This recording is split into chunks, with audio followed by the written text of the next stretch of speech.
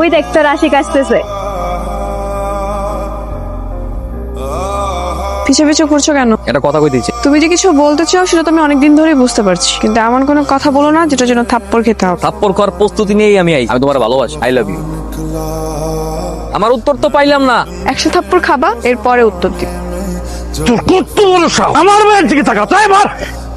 এই বাবা কি করছো? এই থামো। এই বলেই তো তোর প্রেমের প্রস্তাব দিছিল না? চেয়ারম্যানের মায়ের দিকে চোখ তুলে তাকায়, ওই চোখ আমি তুলে খা ফলাবো। মার।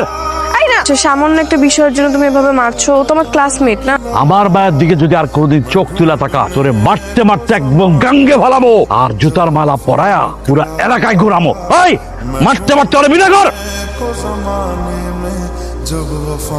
I love you. I love you. 75